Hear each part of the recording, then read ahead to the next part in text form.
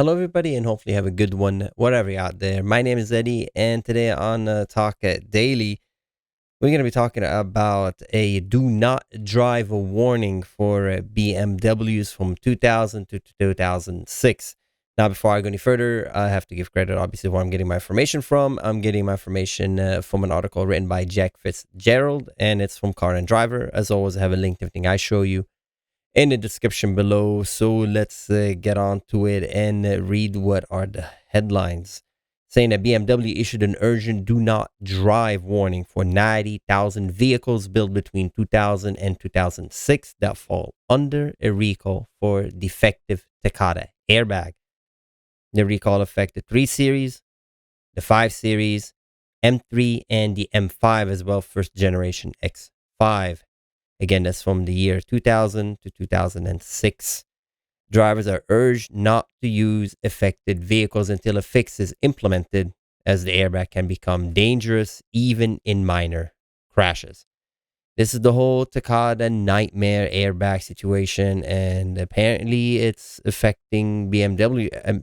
When I saw this article, honestly, I really thought this is an old article. It says published May 5th, 2023.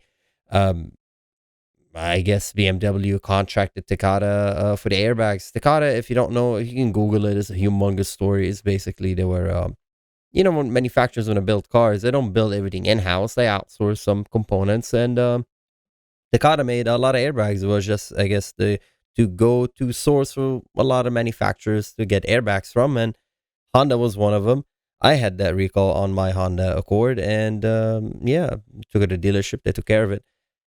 Anyways, moving on, saying that BMW has issued the urgent do not drive warning for owners of roughly 90,000 vehicles. The recall affects 3 Series model built from 2000 to 2006, including the E46 generation M3, the 5 Series sedan built from 2000 to 2003, including the E36 M5, as well as the X5 SUV built from 2000 to 2004. Now, the NHTSA, National Highway Traffic Safety Administration, says that airbags have an extremely high probability of failure. Wow. If the inflators rupture, metal fragments may eject toward the driver and cause serious harm. That's literally like fragmentation. Oh man, that's awful. These inflators are 2 decades old now, and with every day that passes, they become even more dangerous as they can rupture even in a minor crash. So, anyways, if you think I don't know what year is my car, or I'm not sure, etc., there is BMW is asking owner to immediately check if their vehicles has an open Takata recall, and you can do so on the website. I have a link to the website. Is basically enter your VIN. It says, does my BMW have an open recall? You enter your VIN, you hit search, and you will get a result. I highly recommend everybody, even if you're suspicious, if you're sus a little bit, you're not sure, is my car minus 2007, whatever, just put in your VIN and check it out.